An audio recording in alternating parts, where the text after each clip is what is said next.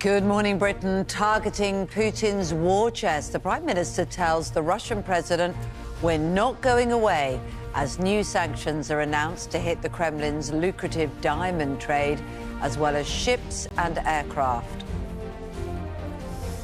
Harry and Meghan's demand to be given all footage and pictures taken during Tuesday night's alleged car chase is rejected after the US photo agency, who owns them, says Harry cannot issue commands as perhaps kings do.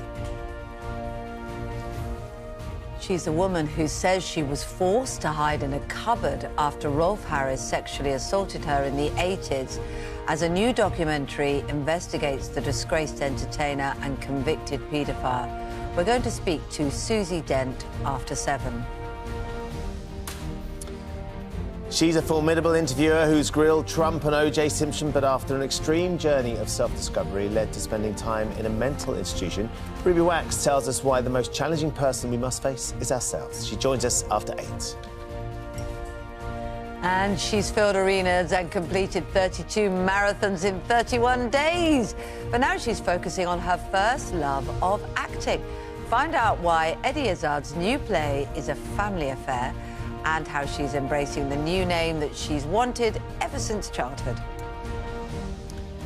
And after the celebrations, the Fear West Ham players were forced to defend their friends and family from angry AZ Alkmaar fans as violent scenes erupted after they beat the Dutch side to reach a major European final for the first time since 1976. And it's a day of sunshine and showers, and things are warming up as we head into the weekend. I'll have all the details of that and more on Good Morning Britain here from the riverbanks of the River Thames in Marlow. Friday, 19th of May, 2023. Live from Television Centre in London. This is Good Morning Britain with Ben Shephard and Kate Garraway.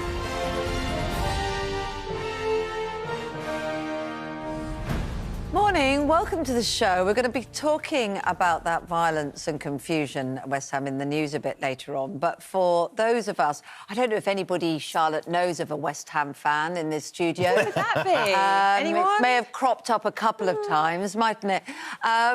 You're quite happy this morning, aren't you? Any West Ham fans? Oh, no, there's no one around. No, not at all. I've got my very lucky Bobby Moore shirt, and I've got my very lucky socks on. Because... There you go.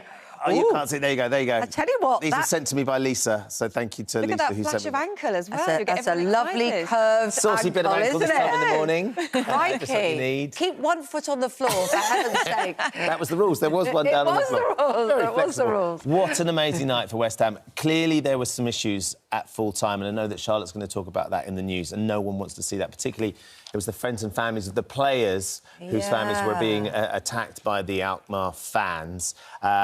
You know, fortunately, it seems that that was able to be calmed down quite quickly. It's horrible scenes, but just don't want to distract from what happened yesterday. Day. So those are the scenes that were people climbing up, weren't they, to try and assist?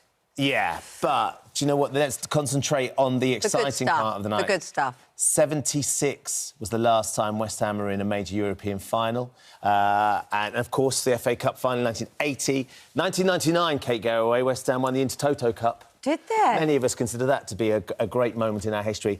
But what they achieved last night is really, really very, very exciting, to get to the final of a major European So what did you say, 77? 1976. 76 was the last time they were in the final? We were in a European Cup final. Wow.